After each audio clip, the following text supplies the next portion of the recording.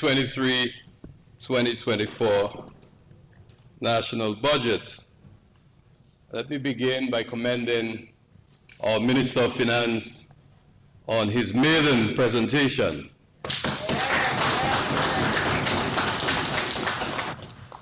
Mr. Speaker, I also want to take the opportunity to recognize the guidance of our Prime Minister in that process and the contribution of my colleagues and the staff of the Ministry of Finance, the Financial Secretary, the Secretary to the Cabinet, the Permanent Secretary of the Office of the Prime Minister, and all the public officers who've contributed towards this process.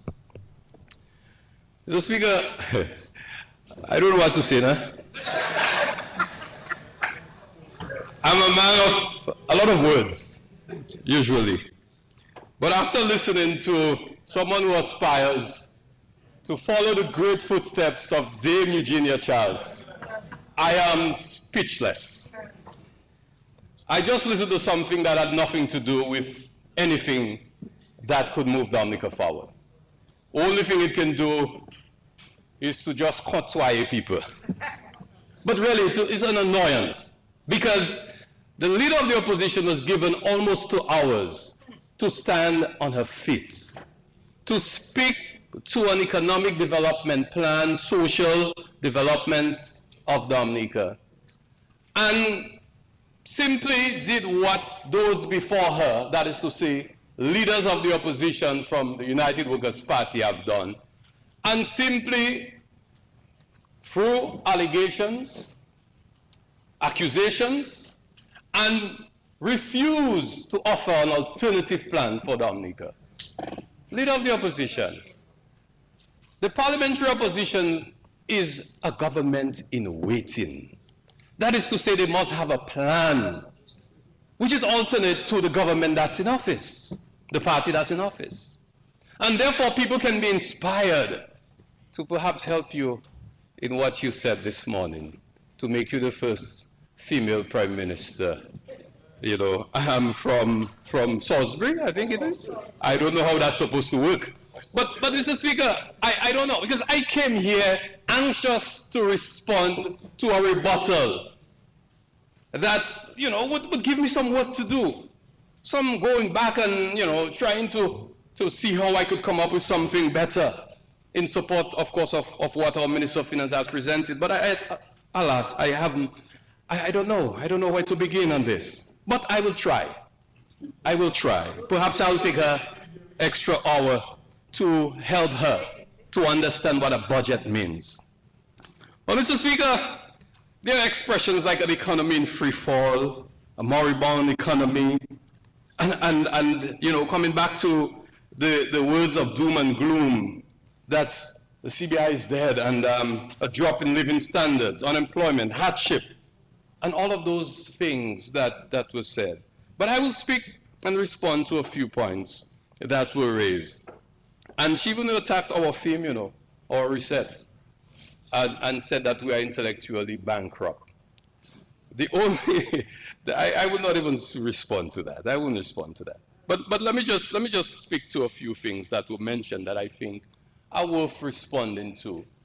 The CBI one and the visa, of course, I will respond to. Geothermal, I think she spent a lot of time. I suspect the senator helped you with that. But I will help you to understand a few things, because I was, in fact, with the late Honorable Pierre Charles at the Earth Summit in Johannesburg as a little boy. I remember, young minister for environment. I was with him there. And interestingly, I saw the first hydrogen-powered vehicle. I never forgot that. That was something that stayed with me. And yes, in fact, we had ambitious goals for a transition into renewable energy, but what she's done is to remind me and the rest of Dominica that Dominica has always been ahead as far as seeking to transition into renewable energy. Because in 2002, countries were not talking about that. That was a new concept. No, I'm telling you, I was there, and I can tell you who else was there. Our ambassador designate to the United Nations was there. Or did he make it? But he wanted to. He didn't make it. Or he did, yeah. Crispin Gregoire, he was there. And we were talking about our ambition, a small island state. Small island states stood up with the other 192 countries. Well, it was at the time, it was 191 other countries, because since then there was one new nation that added to the United Nations, South Sudan. And Prime Minister Pierre Charles stood up and expressed to the world Dominica's desire to transition into renewable energy using geothermal power, something that most member states had not heard about. And we continued on that journey up to today, and you heard the Minister of Finance. But what you do not know, and I will seek to explain to you, that developing geothermal energy is not an easy thing. And if you want to know how difficult it is, you quoted the Prime Minister a while ago. Ask the Prime Minister of St. Vincent and the Grenadines. Ask him why his efforts have failed to date. Unfortunately for us, unlike St. Vincent and the Grenadines, we had the benefit of CBI funds. Because after our efforts with the World Bank failed to attract a proper tender process or bidders for the tender process, it is this Prime Minister, Honorable Roosevelt Skerrit, who said to me, "Comrade, we're going ahead. We will provide $15 million from CBI funds to move this process forward." And that was after we were hit by Tropical Storm Erica. I remember that well. And that is how we formed the Dominica Geothermal Development Company in 2016. Because the Prime Minister was determined that we're moving ahead with this transformation. But St. Vincent and the Grenadines had no such luck. They tried. And to my great disappointment, because I have been the champion of geothermal in the Caribbean and in small states, as a matter of fact, having been the chairman of SIDSDOC, being a founding member of SIDSDOC, and having been able to mobilize resources for all the OECS countries. You know what I'm saying? I mean, if you look at me well, you might just see steam coming out. But unfortunately, they didn't make it. But we had something they didn't have, and that was the inflow from the CBI. And people talk about we did not spend the money for sustainable development. But how more sustainable you can be by developing renewable energy that you don't have to rely on imports. And that is what we have done. And that is why that is what you don't seem to get. Because to date, we have invested $62 million in geothermal development. 47 million, albeit, came from grants. And that is grant funding we were able to attract from the European Union with 6 million euros in 2008. We were able to attract $10 million US from the UK government, and $2 million we mobilized from SIDSDOC and other partners who came along the way. The government itself has invested over 27 million. And that money, 2.7 went to the operations of the Dominica Geothermal Development Corporation, and the rest went to the acquisition of lands. Because geothermal has a wide footprint. And in order to do it and do it properly, we had to acquire significant amounts of land in the Roseau Valley. But it's an exciting opportunity for us. Because while countries are now faced with serious energy challenges, Europe, having shut down the pipeline from Russia for natural gas, some of them have had to resort to coal. Coal is the worst polluter, dirty as it gets in emissions. But they had to turn on their coal power plants because they had shut down natural gas from Russia. We in Dominica are now on the verge, after this long journey, and we'll accept it's a long journey it has been, because I have been following these developments throughout the world, and any geothermal expert will tell you it takes about 10 years to develop these projects.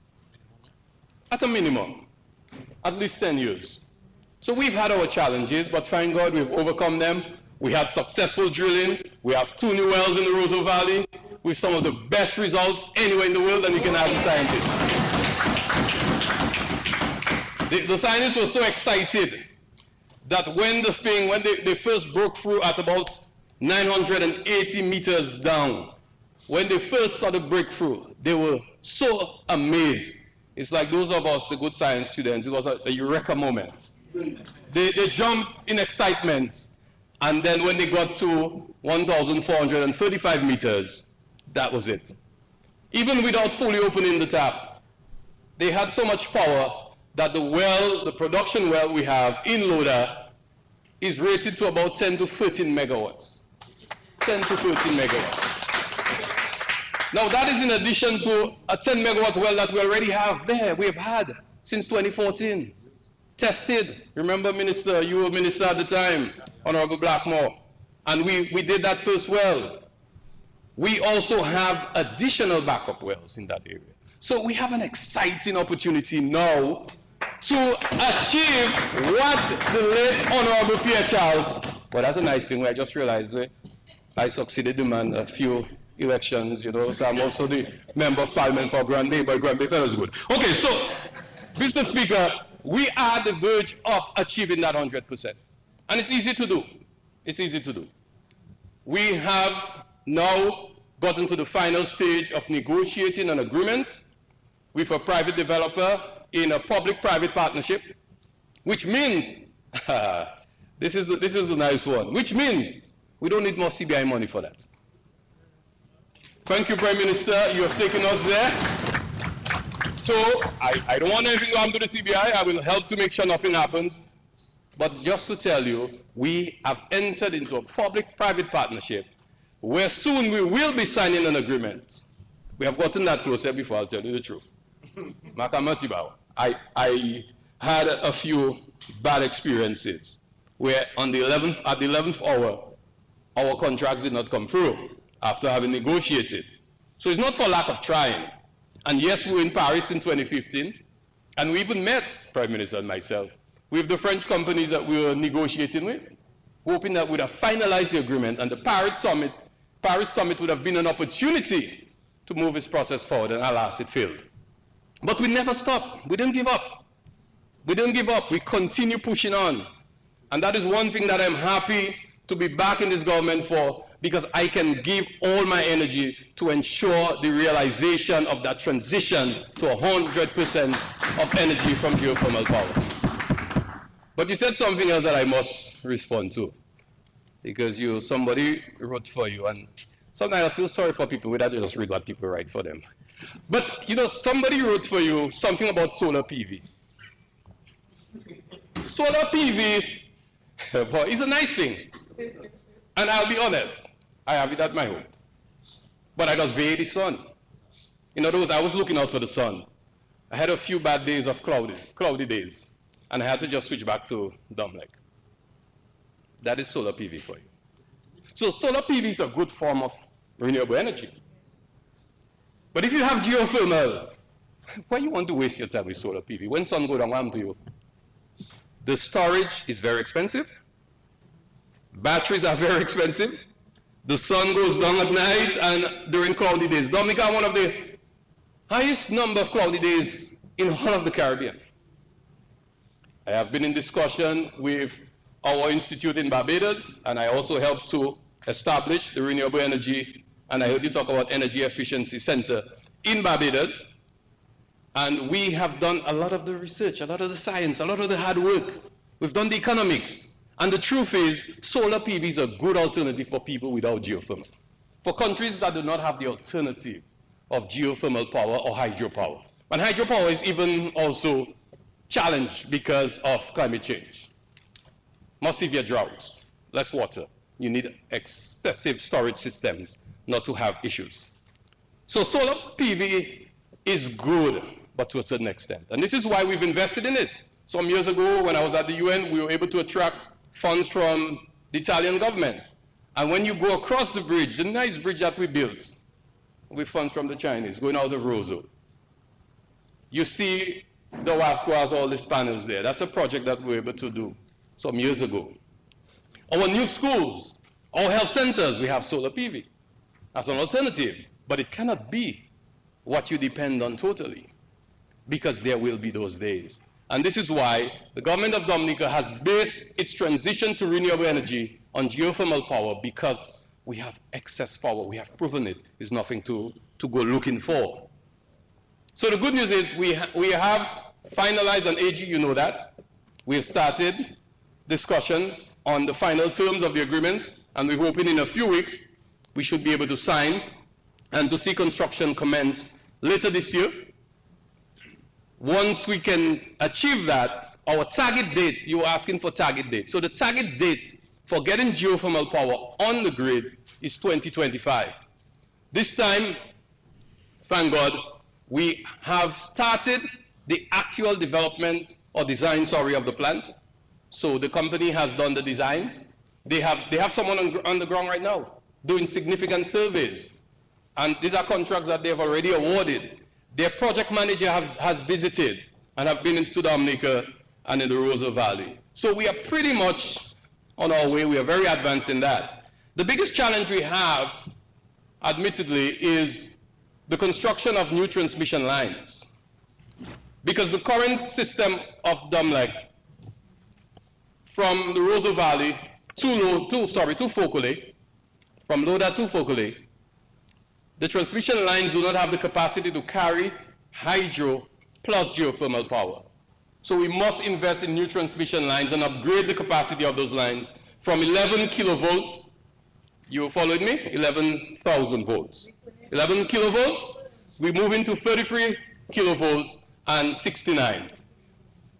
In addition to that, Mr. Speaker, we will be building resilience in that line that we've never had before, or any country in the Caribbean has, because we will be undergrounding the entire 33 kV line. So God forbid we get hit by another major event like Maria, we will not have to worry about the poles carrying that power. We will also be constructing the 69 volt line will be partly underground and partly overhead because of the limitations we have. And therefore, we will make it as sturdy as possible to be as resilient as possible. But we're not going to end there, because we have big ambitions. So you're talking about people that intellectually bankrupt. But it's not me that have idea in my head, nobody. Intellectually bankrupt. We have a big, big ambition to take that power to Portsmouth. It is a $50 million project, but the good thing is we are using our foreign relations as a tool to assist us to achieve that. So we're now in discussion, we're getting assistance from the US government through the US PAC. That is a partnership with with the Caribbean countries, the US and the Caribbean, to fight climate change. We have a consultant providing support to us, and the US government, the State Department, is also assisting us to mobilize resources, grant funding. I will not speak to exactly what we have achieved so far because we're still negotiating, but we are making progress. And we will be hosting a special seminar here in Dominica, a conference, where we'll be bringing all our development partners to see if we can raise money for that transmission system in October of this year. And that conference is going to put Dominica at the forefront in the Caribbean and in small island states for our ambition to transition to renewable energy and to build resilience. So that is something we're looking forward to. So we are making progress. We are making progress. And I think, sorry to tell you, Madam Leader of the Opposition, they give you those lines at the wrong time. I'm sorry to tell you, because we are there. We're not thinking and tattooing, trying to find our way. We know our way. We have found our way, and we are there. I live in that electoral reform thing alone, because I find the person I write that for you didn't help you. That electoral reform thing, and you want to challenge Sir Dennis in I hope you won't hold me up to that. I'm not going to respond to that one, because to me, I respond? Well, you ask for electoral reform. And you know what I find so laughable? And that's what I'm saying. Be careful, my dear. Be careful, sorry, Madam Leader of the Opposition, member for Salisbury. Prime Minister. When people, Prime Minister in waiting, be careful about those who are advising and guiding you. Because you just tell us, Bode, how you come there now? You get it? You didn't get that. Oh, that was too fast. You became leader of the opposition by virtue of the fact that the opposition party, the United Workers' Party, felt that they should not participate in the last election because they want the electoral reform. So they don't run and you win. That is how you there. There was no electoral reform to bring you there. You are here. And you're going to read that foolishness that the fellas outside they wrote for you and you're inside. You contested. You participated. So if it was not a legitimized system, then you have no right to be here.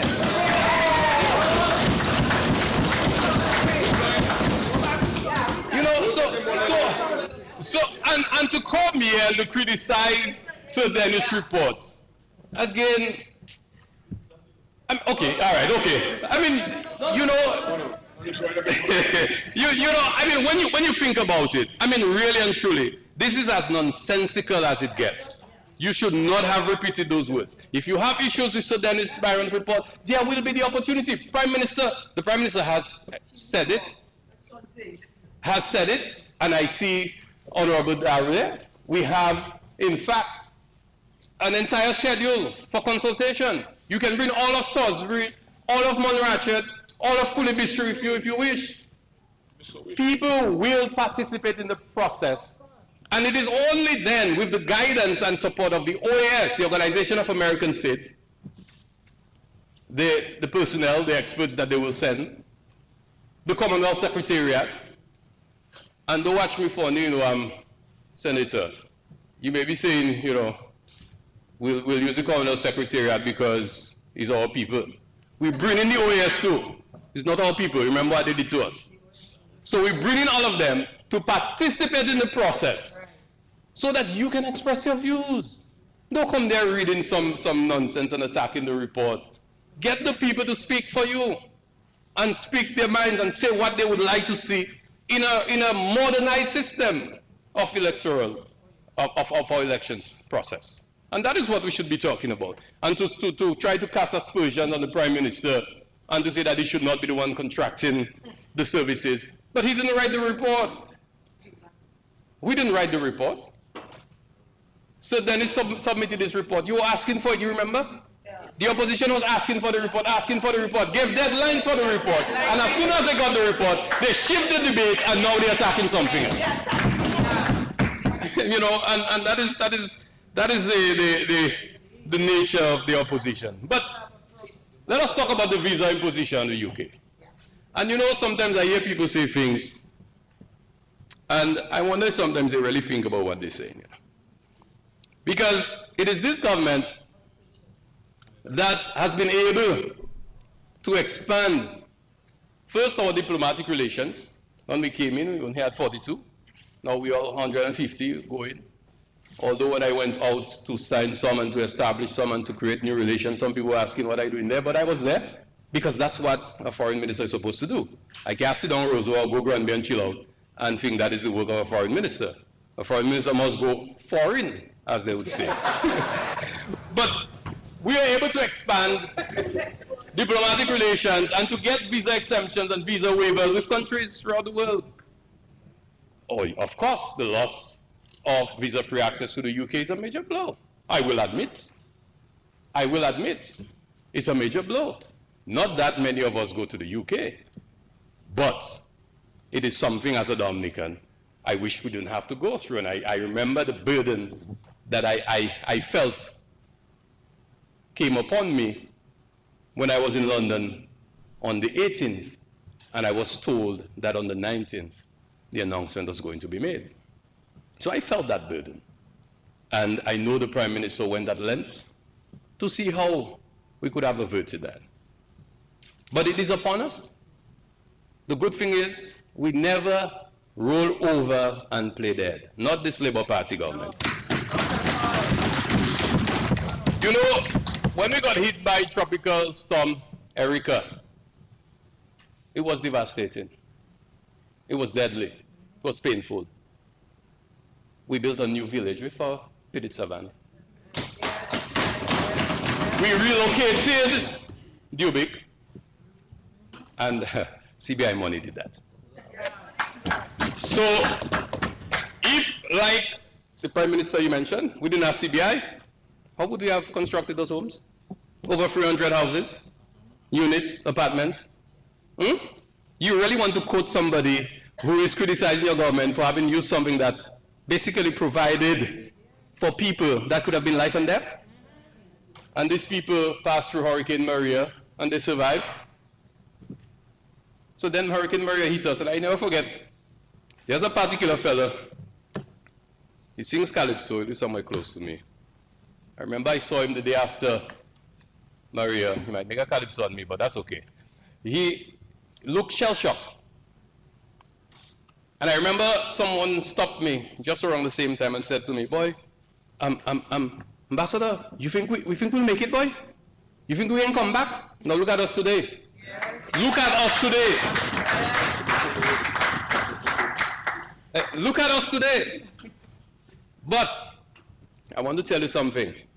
Had we not have the resources from the CBI, we could not have responded to the immediate aftermath. I'm not talking about rebuilding. No. I'm talking about basic supplies, food and water. Yes. Basic supplies. We were able to provide to our people. We didn't have to wait for the international community. By the time the ships showed up, the French showed up, and we're grateful that they did. The Netherlands, the UK, the Canadians, they showed up. But by that time, the Prime Minister had already ordered a whole boat of supplies from Barbados to be paid for by CBI funds. The cleaning of the roads. You couldn't move around Roseville. You couldn't get to anywhere. Nowhere else motorable. I used to walk from my home to financial center back and forth every day for days. And look at us now. Look at us now, 6 years later. And that is because we had the inflow from the CBI. So imagine we didn't have Erica. Imagine we didn't have Maria. Boy, imagine that. So when I hear people talk about CBI revenue and how the government misspent and they didn't invest in things, absolute hogwash. Nonsense. Nonsense. Because had we not have those catastrophic events, we would have used those funds to do other things. Our airport would have been built already, perhaps. So the imposition of visas will affect the CBI. I won't come here to you and give you stories. I'm not in no hose. I gotta have to translate that. You can just track that out. I'm not in Tim Basek. I'm not giving those stories. I mean, the truth is, it will have some impact on the program. But we know how to fight. We are very resilient people. We are very resilient people because we have what it takes to solve very difficult problems. And we will solve this one. We will continue to work with the UK. And contrary to what some people are saying, as if we have trouble with the UK, we have no trouble with the UK. And Dominicans will have easy access to the visa application process. Because the UK has assured us that they have placed the system online, applications can be made online, and from time to time they will come to Dominica to facilitate the process. So we'll reduce the cost, okay? Now, we also have to bear in mind, even the statement made by the Home Secretary, clearly if you examine the entire immigration process now in the UK is seeking to protect its borders. It's not unique to Dominica. But you will ask, why Dominica alone this time? Because Dominica is the most successful in CBI. We have the most applications. We have granted the most citizenship, yes, admittedly, because our program has been very attractive. So their concern is with the numbers. They're concerned with the immigration aspect and the security, I will say, because obviously, rule of thumb, you have 100 people, most likely one is bad. Even people among us, I mean, yeah, I mean, no, but that's the reality of life. The rule of thumb, I mean, love averages. And therefore, their concern became escalated. And then they said that some people from certain parts of the world, again, geopolitics. We find ourselves caught up in the center of the geopolitical row. And that is what we found ourselves, unfortunately, I have to say, in this situation. But we've also recognized that in order to address their concerns, and the Prime Minister said that on the 20th of July in his statement, that we will respond, and we have started responding. And as a matter of fact, we had already put a number of measures in place based on concerns that they raised. They felt that they didn't have the time to wait to allow us to make all the changes because they felt they had a clear and present danger to their country and their borders, and as a result, they took action. But we will continue to work with them, and we don't vex, At first you think we're far shade and we're not talking. We're talking to each other. I've been in touch with the High Commissioner acting for as recent as yesterday. I remember one of my colleagues called me to ask me a question, and I quickly called, and they've been very responsive, and that has been the relationship. As a matter of fact, we even had to vote for them, but I see the fella there, he didn't reach Kenya. But we made arrangements, because we had to support their candidate for an international office. And that is what we do. Countries may disagree on one matter, may have some things to resolve, but we're still pressing on. And this is why we will still see the construction of the Lubia to Granby road funded by the government of the United Kingdom. Because we don't vex. We're working through the challenges. Sorry, I'm Member of Parliament for the Pidit Southern Constituency. I wouldn't reach as far as Granby, but it's going to Bagatelle. So it is the Lubia to Bagatelle Road, and we will see the construction sometimes this year, and that is something we're very happy about, and we look forward to that. Our relationship continues to be very cordial, and the UK has always been a very good friend, and will continue to be a very good friend of Dominica. We will continue to work in the multilateral environment as well. I know there are a number of issues that they have that are active at the United Nations, and we will continue to support them. We know that there are some very controversial matters, others not so much. For example, the war in Ukraine is a matter of great concern to them, and we have been really working with them to see how we can continue to move the agenda at the United Nations and elsewhere as far as that is concerned. Mr. Speaker, we know, and similarly, our friends from the European Union have concerns, and they just published yesterday a number of areas that they think we can use as guidelines to strengthen our program. The good news is we've started. Even before they ask, we've started. Enhanced due diligence, for example, is something that we have started. We are now conducting interviews of applicants. That is something that we have reinstated, having removed it years ago. And there are a number of other areas that we will be really reforming or strengthening, because we recognize that as a program that has been so successful for over 30 years, that obviously we have to continuously improve, especially recognizing that success brings certain responsibilities and challenges, and therefore we must respond accordingly. As far as the US Congress is concerned, I remember that debate. I actually attended meetings with the Foreign Affairs Committee of the House, and there were concerns raised, but I think there was a knee-jerk reaction after Russia had moved into Ukraine, and they felt that they should ban golden visas because they were facilitating Russians. Again, not criticizing any government, but if you go in certain cities in the world, you will find more Russian money than anywhere in the Caribbean, much less for Dominica. So they were trying to calm down on the Russians, and we end up being collateral damage. They took very strong views, but we had already taken our action. The Prime Minister had already given instructions that will not be granting citizenship to Russians and Belarusians just after the incursion of Ukraine. So as far as that is concerned, that is not something for us to make reference to, because there are people in the United States Congress who have very strong views about people like you and I. And I'll say it as bluntly as that.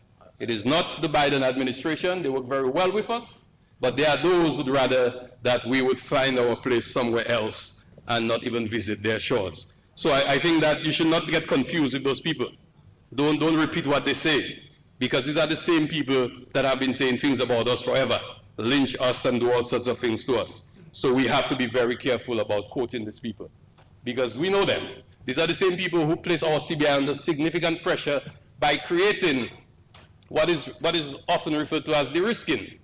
and corresponding banking challenges.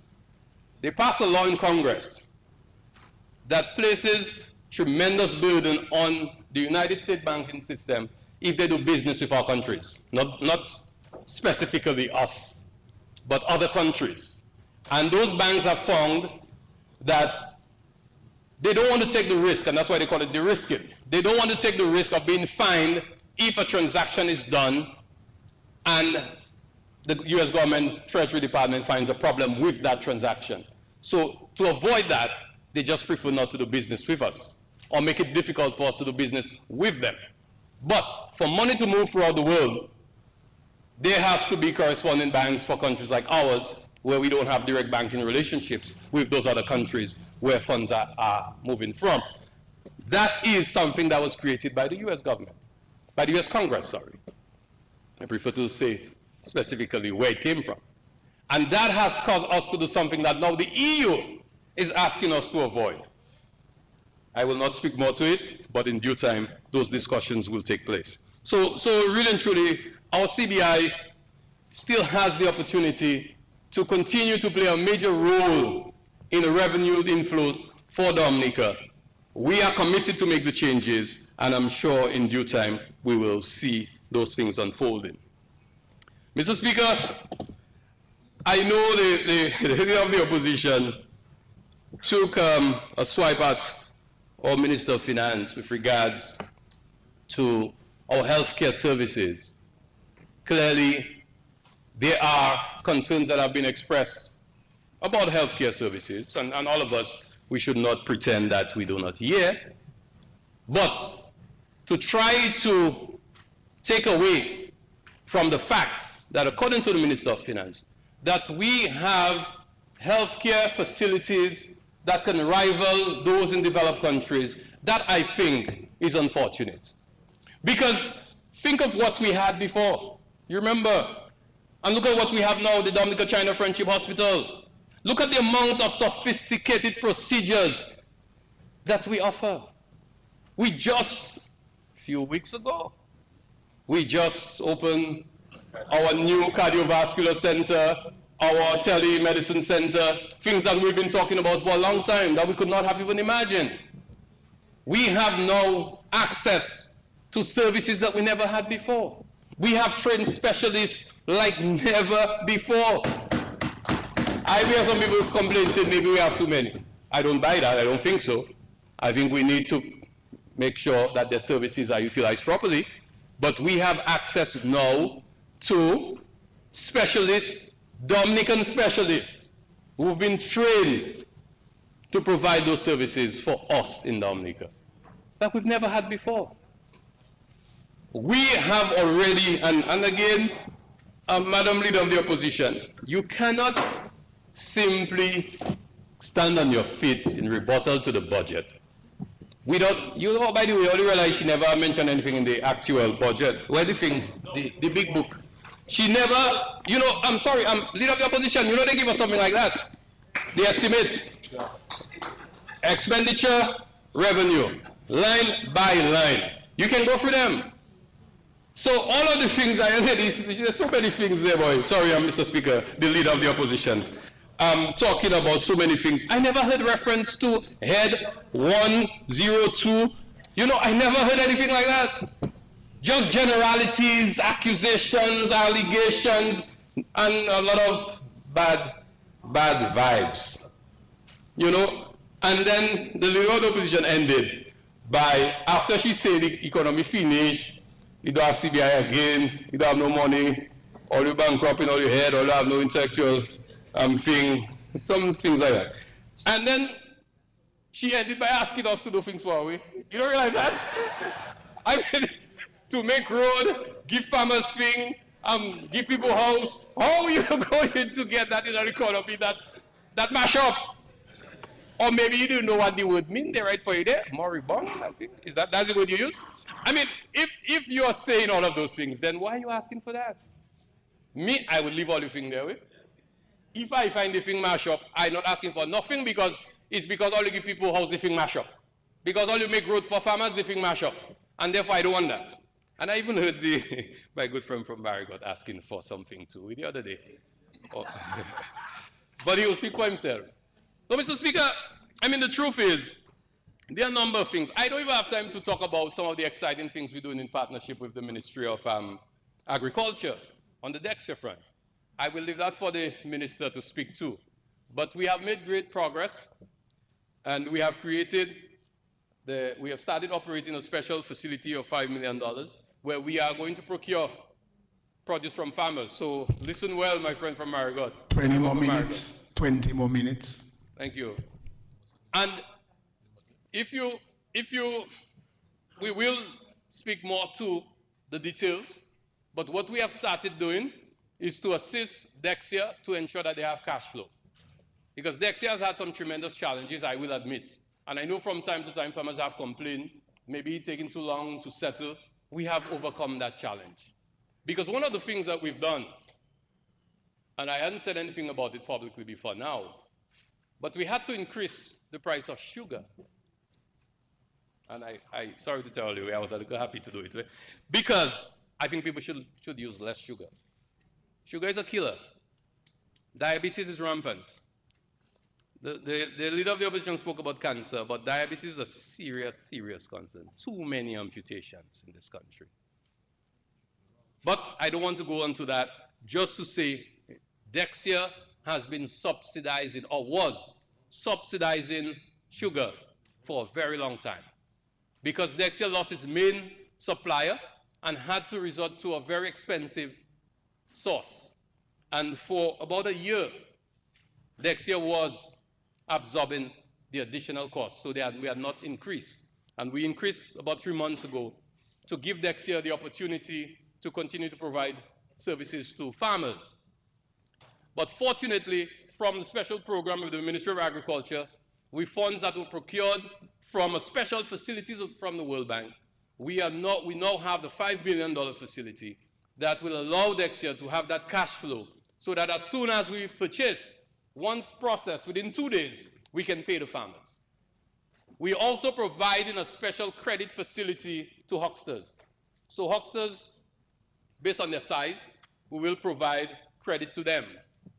We have already done the numbers, and we are looking at a facility of about $500,000 that we can provide credit to hucksters. But I will also announce that those who do not repay shall not be extended further credit, and action will be taken to recover all funds. I'm very serious about that, because I know that we've had some hucksters in the past whom we've supported and to date have not settled those outstanding amounts. In order for the facility to work, there has to be a repayment, a replenishment of that facility, so other hucksters, or even the same huckster, can have access to that special financing that we're making available. We've also earmarked $1 million to help us with some of our marketing and promotion efforts. We will be going out more. We will launch the Buy Dominica campaign, which will extend throughout Dominica, but also throughout the territories where Dominican produce are consumed heavily. We will do that. But as has been said, the best people to assist us, and I think the Minister of Finance also mentioned that, the Prime Minister is well known for saying that, it is us who must buy what we produce. I don't like to laugh other colleagues in other countries, and more so prime ministers, but our Prime Minister just said to watch what you eat and eat what you watch. But I will not say that. I will say, let's eat what we produce and produce what we eat. Because I think very often we find ourselves importing a lot of stuff that we consume all the time. And the Minister of Agriculture will tell you about the plan for import substitution. But the Ministry of Trade, we are also prepared to consider the imposition of tariffs. And as long as the Prime Minister and the Cabinet will allow me to do it, I'll do it, you know. Even if we have to put tariff in violation of the World Trade Organization rules, let them take us to the tribunal. Because I find it is unacceptable for us to be importing leafy vegetables, all sorts of things into Dominica. You want to import it, fine. You want to buy it, but pay for it. We'll put the tariff on it and make it uncompetitive so that our local produce will have the opportunity to survive in this market. So we're prepared to do that. We're looking at these options. In the meantime, we are working with the DHA, the Dominica Hucksters Association, hoping that more hucksters can utilize our pack houses to use the facility pursuant to the Fresh Produce Act of 2009, and to ensure that they can use that facility so we can, in fact, develop the Dominica label. I think that is where we need that consistency in the market, both in terms of supply and quality.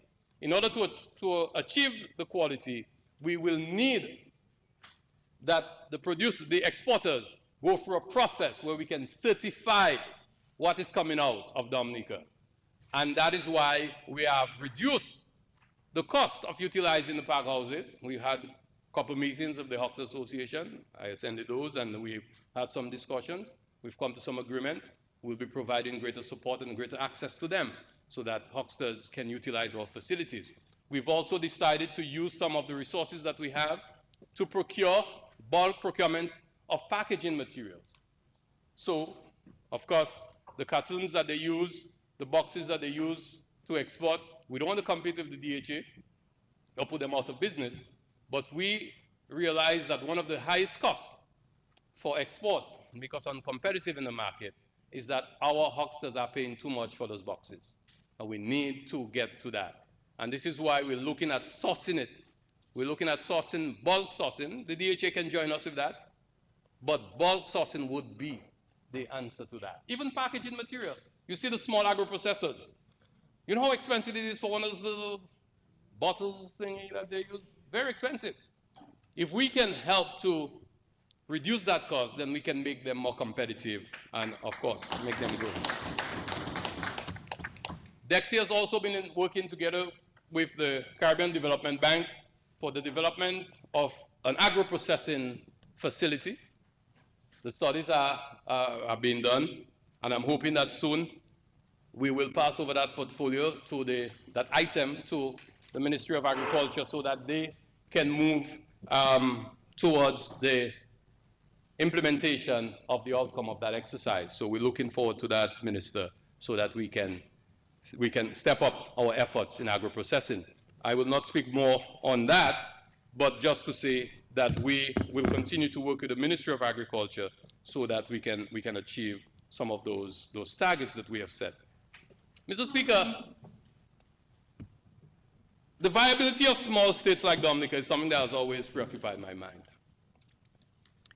And Dominica, like most small island developing states and low-lying states that are vulnerable to the impact of climate change, are confronted with what is referred to these days as a polycrisis.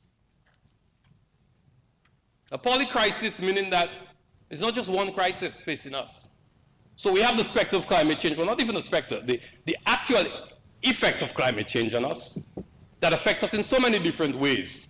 Hydrometeorological events, hurricanes, storms, severe droughts.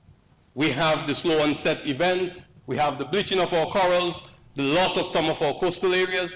All of this militate against small states that are struggling to bring development to their shores. But we also face with the advent or the aftermath of the COVID-19 pandemic, and sometimes people do like that is something that just passed. But it left the scars, not only social scars, but economic ones. And the Minister of Finance can tell you, debt servicing, of course, that has gone up, leader of the opposition, because we had to provide a special hospital for COVID. We had to provide supplies, meals, and employ people, and continue paying public officers, even if they were not producing. They were not working, sorry. I take that back, Adam. Not that they were not producing, but they were not at work. People had to stay at their homes and continue getting paid. We had to provide support. The tourism sector went down significantly because we had no visitors on our shores. And we had to provide support. And as a result, contracted loans, maybe $60 or so million, just to ensure that we can respond to the impact of the COVID-19 pandemic. So that is another crisis. We're still reeling from that. Now we're seeing tourism bouncing back, and by 2024, we will see the numbers back to the pre-COVID numbers. We're looking forward to that, thank God. We also have to deal with something that the leader of the opposition spoke about, as if to say that it is some distant thing. The Ukraine war has serious implications. The Ukraine war is responsible for taking our inflation from about 2%, was 1.6 2021, to 7.5 in 2022. So goods and services are more expensive. But what we never say on this side too, we're guilty of it, we realize it's more expensive for government to run the government. You realize that, right, FS? That's why your numbers so messed up. Because of inflation. So now you have to buy fuel, the police, the ambulance services, officers who have to do their work. You have to buy food. You have to buy supplies, basic supplies. So since COVID, the supply chain have been messed up. So we have all of these issues. And then you add a layer onto that, which is the war in Ukraine. So the cost of living has gone up. And it's affecting all of us. So I agree with you on one thing though, Madam Leader of the Opposition. It is in fact difficult for us. Everybody facing it. The food basket now is more expensive than it was before. And this is where we have to go back to this point. We have to grow and buy local stuff. That is one way we can deal with that. So, as small states struggling, we have to recognize that is a real challenge. And this is why Dominica is in strong support of the efforts of Prime Minister Mia Mottley of Barbados with the Bridgetown Initiative that is calling for the reform of the Bretton Woods institutions, the World Bank, the IMF, those institutions to which we are indebted, and to see how they can give us a better deal. And as we move to Dubai, I think it is, not Abu Dhabi, Dubai, for COP28, right, Minister of Environment, we have to continue making a strong case to ensure that the loss and damage facility, which was created in Sharm el-Sheikh in Egypt last year at COP27, can be realized to provide support to countries like ours. Although I have asked my colleagues to add a line that we should not be benefiting after we get hit. We should be benefiting now because we have had losses and damage. And therefore, the loans that we're paying because we've had to rebuild, those loans, we should get a break on those loans too. And this is where the work of a Ministry of Foreign Affairs become very important from a bilateral and multilateral level. And this is where we have to be present and counted. Well, not just Vini Live, I say Buglawa. Like some fellas just go somewhere and just... You have to translate. I translated it. It's like some guys go to a meeting and they just come there with their mother fellas. They have nothing to say, nothing to offer. But Dominica always has something to bring forward, to put on the table. Because we feel it's important to be active in the international community, to be active in our bilateral relationships. And this is why we cherish those relations that we have. Our friends from the People's Republic of China have always been there for us and with us. And the recently approved contracts for the construction of 6 schools in Dominica is something for which we are grateful. Because these schools were damaged by Hurricane Maria.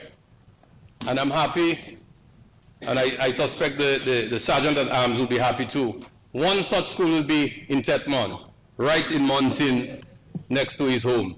But it will improve the overall look and feel of the community, at the same time providing an excellent learning facility for our children and a workplace for our teachers.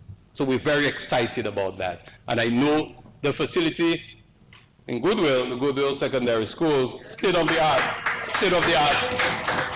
We're looking forward to that facility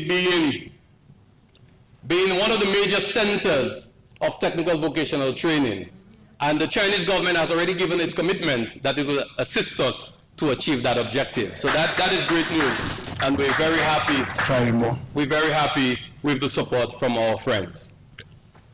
So as we continue to play our role as a responsible country, and I will say, I have a line using that offends some people, but I'll use it anyway. Small island states are basically like a big village in Africa, a small village, sorry, in Africa. But you know what differentiates us from being a village?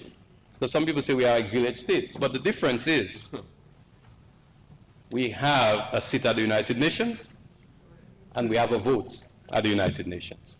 We have the tool of diplomacy and foreign relations, because at the end of the day, people don't like us because we have a beautiful nature eye. They like us because we have a reciprocal relationship. Some people don't understand that, you know.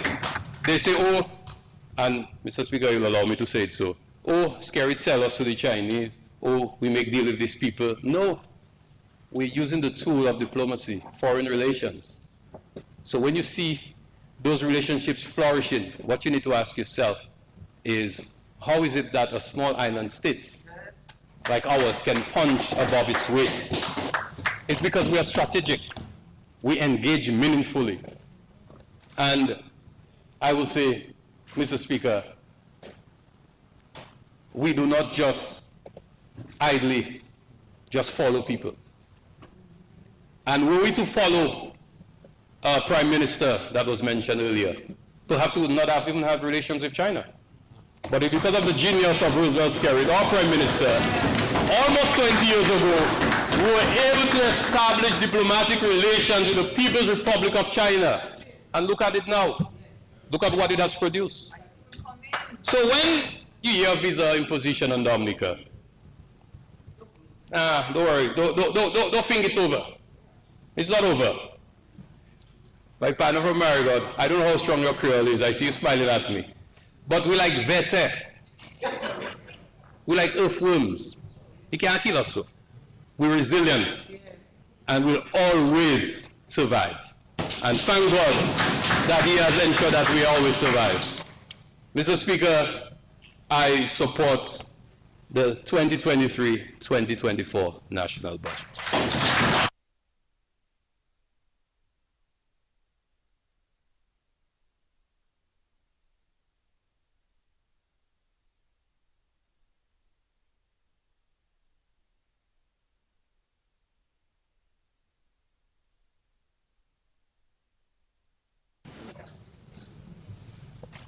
Mr. Speaker. Yes, Honorable Charles, proceed. It's an extreme honor standing here representing my proud constituency, Marigot and Concord. So, being a strong-minded person, I changed my mind.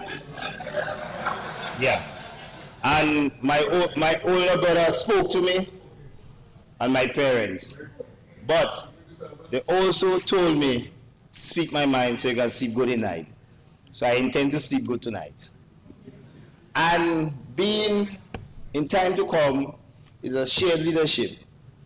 I realize a lot of people are going to attack and attack. So I want to take the blows too. I want to share the leadership and share the blows. When it comes to the agricultural section, and the part of the budget, it is a pretty budget, pretty. But you see the follow through, the implementations of this project. For example, the white potato is a seasonal crop, and the minister knows Dexter get the seeds late. So I know it would have contributed a greater percentage to the GDP. So I am urging Dexia to get those seeds on time this season coming. But we also need to get a next crop, because this crop is seasonal. It's very seasonal. So the last recommendation, so you see the last budget, the former minister, I mean, at the last budget, they were targeting young farmers. But the minister before did not spend his money. I cannot, or I do not know to my knowledge, no farmer on the Northeast.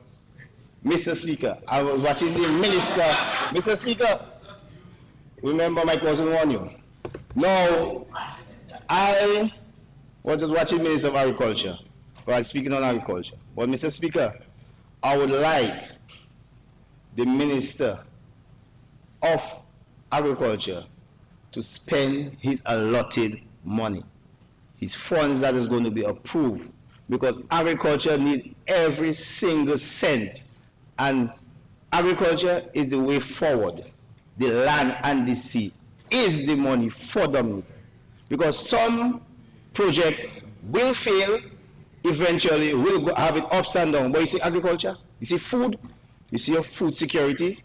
I would like you all to secure that, because up till today, the former minister yet to build a 4-pen thing in office. He had the money there. They'll take it from him and send it somewhere else. Redirect the funds. Use the money they allotted to you all. Use it. Simple, just use it. Just use it.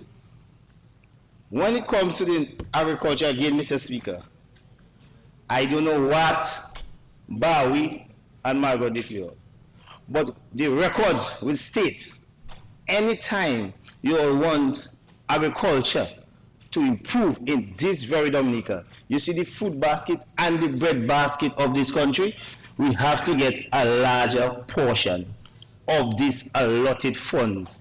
We need it. Margaret and Salisbury, the records don't lie.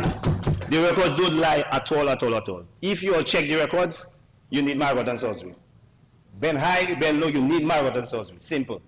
So spend the money where it has to be spent. You need Margaret and Salisbury. Simple, you need Margaret and Salisbury. Now, I don't even want to talk. You see, brothers and sisters will agree and disagree. St. Vincent will disagree. Now, my very Prime Minister made a statement. You all pass a law and have a law for smokers to blow marijuana smoke in my face. I don't agree to that. The law, decriminalization of marijuana.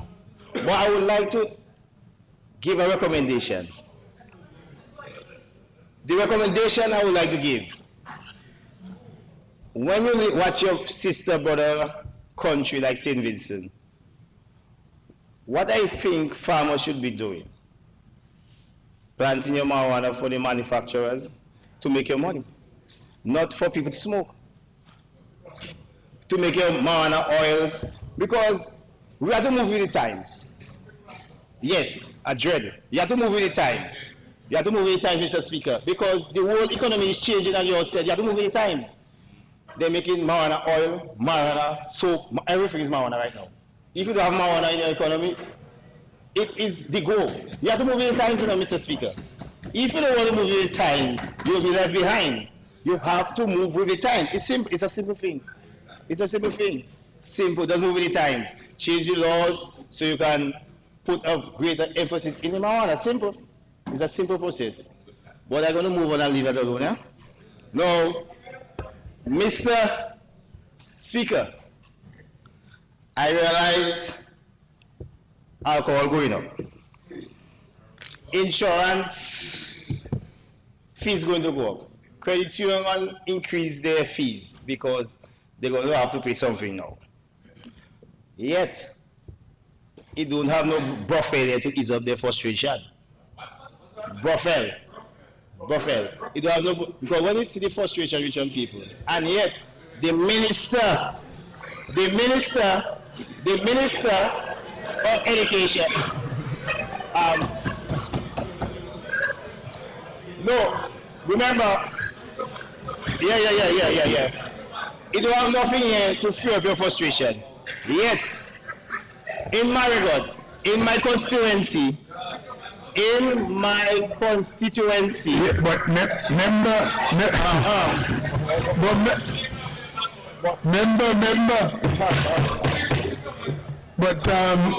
brothel is illegal in Dominica, so are you suggesting? Withdraw, Mr. Speaker. I'm not saying you should withdraw. Oh. I'm just saying it is illegal, so you have to put your context. Sorry. Yes, so be careful. Be careful. Now, Mr. Speaker, with the frustration with the increases in a lot of things, yet the museum in Marigot is still not open. It was stated that it was going to open in July. When my pressure go up, Where you want me to go? It don't have it. It don't have it. Mr. Speaker, I mean, we all laughing and okay, but Order. we laughing, you know, but it's a serious thing. When I go to the credit union, I have to change a check for $7, so I know that check going to be $20 now. So now, when the pressure started, and check is $12, so you know that's going to go $20 now. No, when my pressure go up and I have to pass in the sea salt, Mr. Speaker, the very sea salt. I don't know what Mr. Paris feels. You see this? So now, Mr. Speaker, now I realize, like, when we... Members, please allow the honorable Yeah. to make his point. Yes. Please. Yeah. Mr. Speaker, what I realize now, when certain people speak certain things, we tend to hear what we want to hear. We tend to turn a blind eye to certain things, which because of certain partisan politics. You see my shoulder? I don't have no workers, no labor right. I'm an independent man. So you see me? When I speak independently. So you see, when certain things affected me and my constituency, I'll laugh about it. But it's not a joke. I speak it and laughing, but it's a serious thing. You see, when you see something, I feel like Afanas in West Indies, like a lost cause. Just batting, scoring, and the team not helping me. Because I just come. I just reach, and I try my best. And it's like a lost cause. I need you all to help move this country. Yes, I come in there. Hold on, I come in. Hold on, man. But it also come to my attention. I seen Dominica on West Indies there. But anyway, you'll tell me what's the cost of that. You'll leave it alone. Yeah. No, in my world now, I realize, I don't know if it's a constituency office, but the former senator, the ghost minister, will explain that to me. Because right now, we have two constituency in Marigot, offices in Marigot. Two constituency offices. So I don't know if it's to give out the school books, because I only asked for 5 first form students to receive help. Would they help? They help, that's the business. But I want 5 of them. I don't know if I was able to get it, but I seen it have 2 constituency office, but at what cost? Okay, let's leave it alone. Now, I have my office, which is paid by this administration, run by some people even calling me the Champal rep. But anyway, I take it any the Champal rep. So I take it. So I want to know, you answer me later though. The 2 offices, I don't know at what cost. But anyway, I go to move on. I'll move on. Mr. Prime Minister, Honorable Prime Minister, I, on behalf of the fish hunters and the Marigot constituency, would like to thank this government for the contribution for the fisherman fees last same period that took place. It was a great contribution, so they don't have no debt to pay right now. Everything is profit. Now, I going back to agriculture. Hold on, cousin. I going back to agriculture. Yes, I going back to agriculture. Now, you see this fisheries complex? It is underutilized. I don't want it for no jump up only and partying only. So now you see the Honorable Julian Defoe, the fisher groups or the fishermen and the stakeholders in the Marigot and environments, Honorable Cozier, Frederick constituency, can attest, and they are willing to bring recommendation and ideas to improve and make this facility a maximum production, because multi-billion dollars, $1 million spending in it. We have ideas. I know you have ideas too, but we are willing to invite, and you invite us to work and move this facility. This facility is sitting there for party. I don't like that. We want to reach out to you so you can reach out back to us so we can move this facility to make more money and improve my constituency, because a lot of people have been coming to me, well, fisherman feed the baby. I say, okay, I'll deal with that. We'll reach out to you all, you can reach out back to us so we can enhance this facility, the city there, that's a multi-million, that's a facility that can just move Margot especially, and Dominica to be on it, because we produce fish, we produce it. But anyway, we'll get to that. Now, I want to say thank you again to this government for the constituency fund of $50 in projects. Sorry, $50,000. Now, I'm so glad, I don't know about that. I'm so glad that the financial secretary is there, Mr. Speaker. And all the projects I brought to her, she never turned them down. It just sign and say, okay.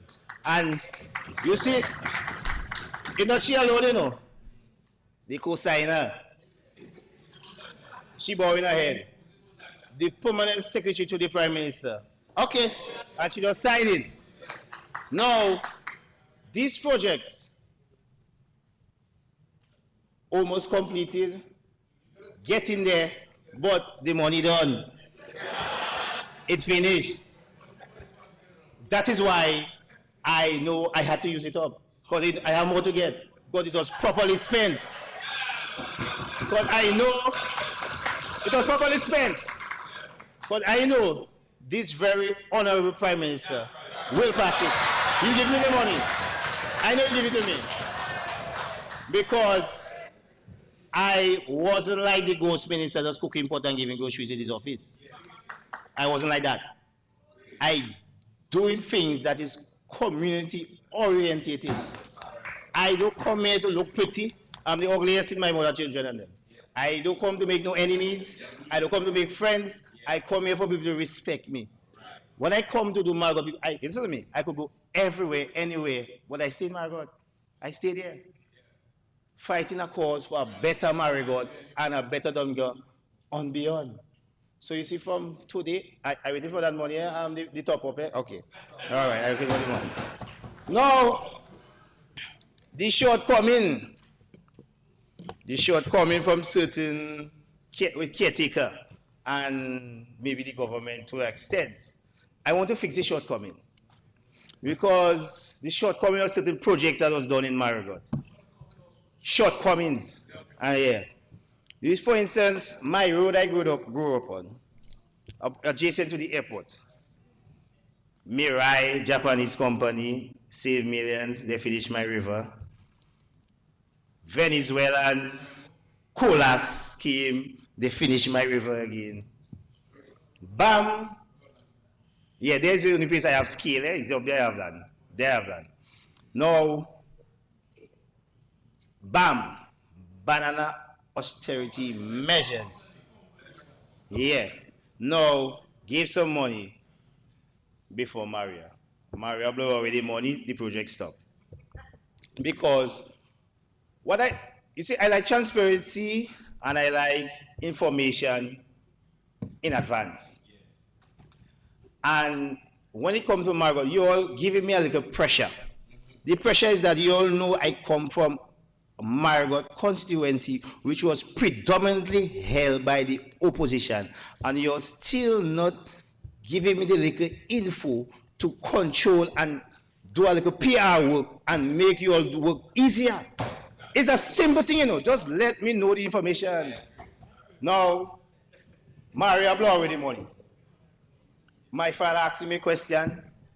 My godfather asked me questions. Everybody asked me questions now, because all of a sudden, I just come Parliament 6 months ago, Parliament 6 months ago. You know. I only want me to fix everything.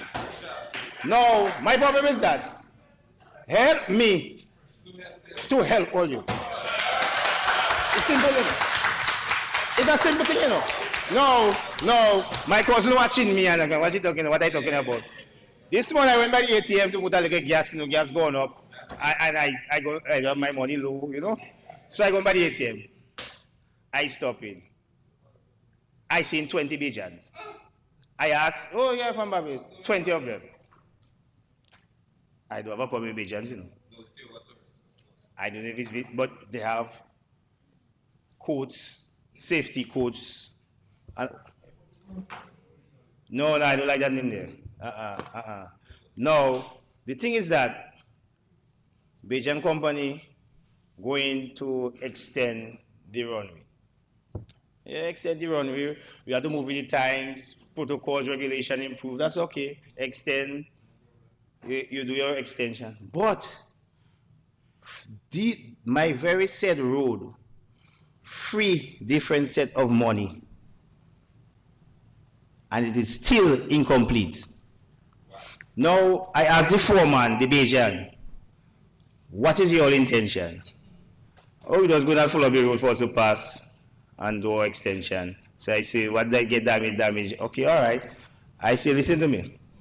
There's an alternative route if you don't know. You see where the last machine pass there, sir. Because if you're not willing to fix the road, it don't make no sense. I just used the some in the 50,000 constituency account and patch the road, and you're coming now to pass a bulldozer and a roller and telling me you can pass. And you're not going to fix it back. That is what he told me. They don't have no intention, they don't have no estimate. So what I say, okay, there's an alternative route, passing the alternative road. Simple. I never block no road. I just speak to the man and he's going his way. His merry way. Simple. I never make no confusion. It was a simple process. Pass somewhere else. There is an alternative route. Melvin Oslo. I went 8 years in the airport. One of the days when Melvin Oslo had 7 flights and asked Mr. Lati, 7, 8 flights coming, start. You cannot do that in your runway, man. It has space. Melvin Oslo now, man. I mean, Corona, the pandemic, so the things, we'll catch ourselves.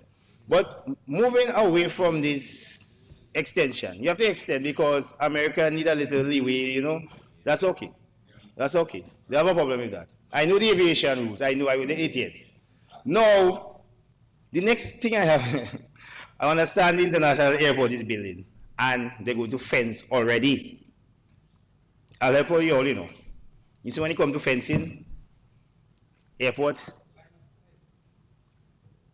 this administration, I don't know, give them the advice to fence. They are failing fencing. So careful with how you're spending the fencing money. Because you all tend to fence too much secondary forests. Because you don't fence because you own the land. You fence for security purposes, and outside of the fence, you can control what is being planted or done outside of the fence. You can also own the land outside. Not because you own the land, you want to fence all the land. Security cannot, you see, for security purposes, Honorable Minister of Security, you need to have fence line to fence line of security. Because Melvin all is badly fenced. Run away Monday night where? You disturbing me, Mr. Mr. Speaker.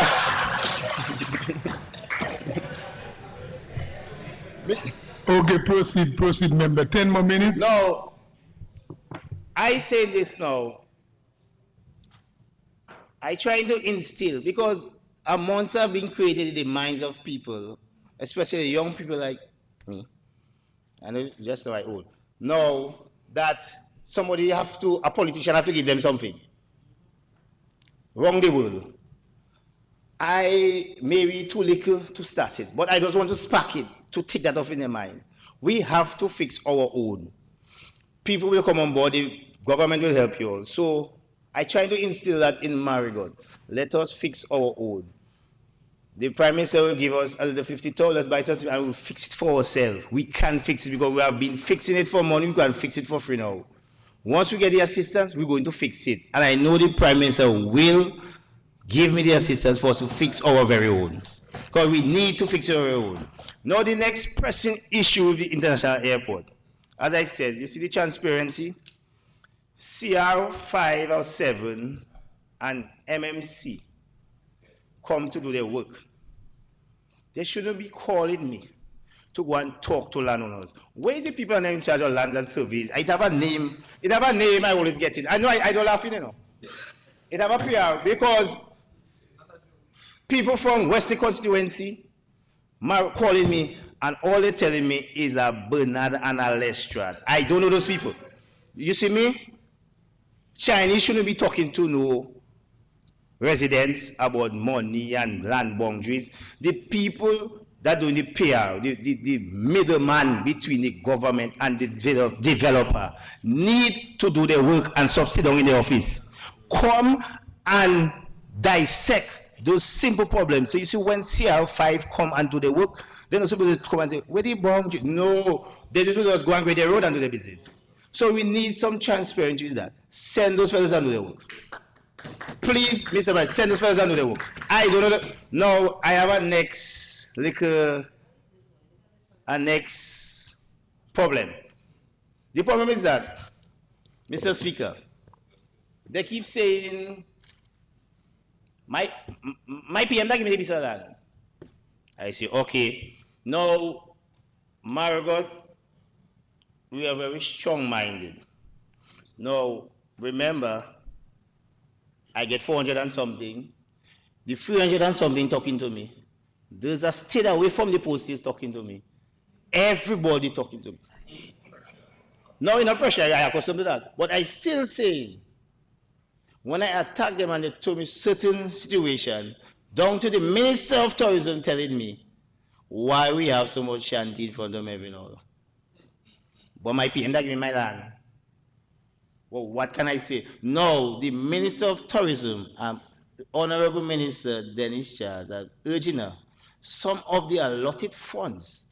What I want you, like you all to do, together with Tourism Committee Development in Marigot, those people you all give the allotted lands, keep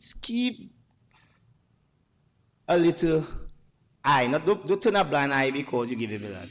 Help them develop those shanty to a proper site, visible establishment, no shack and knock up thing. Because I unable, the 52, I cannot use that.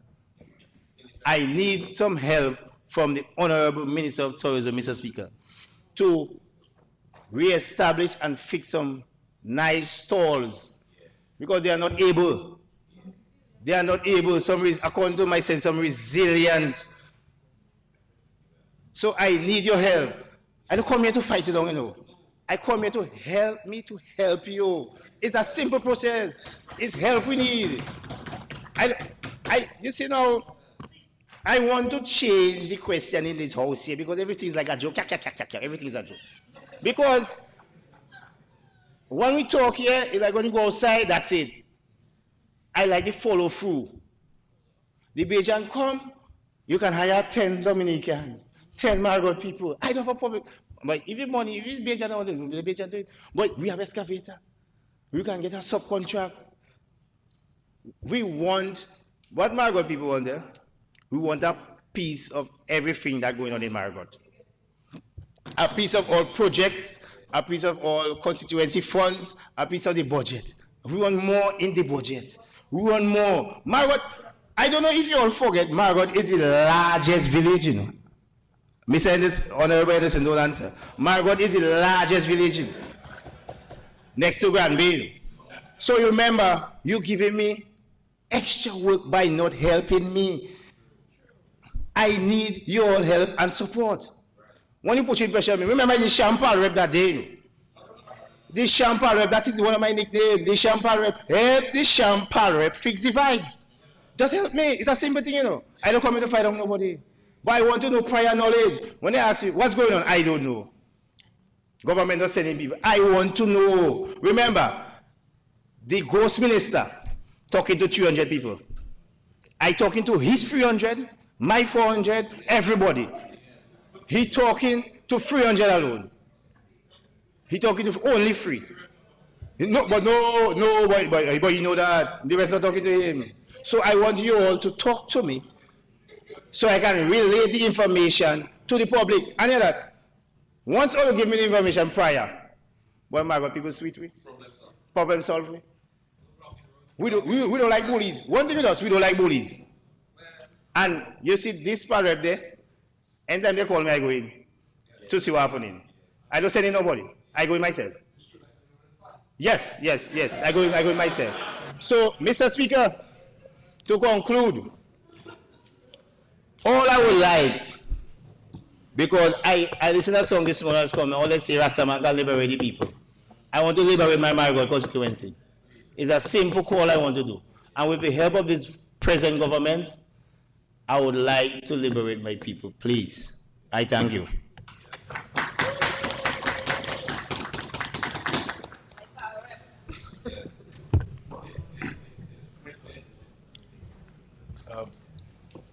I say to the member for Marigot, two things.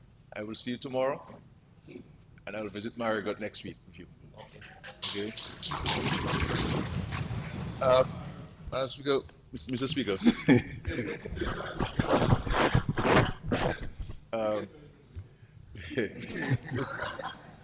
Mr. Speaker, I move that the House be suspended until 6 p.m. tonight.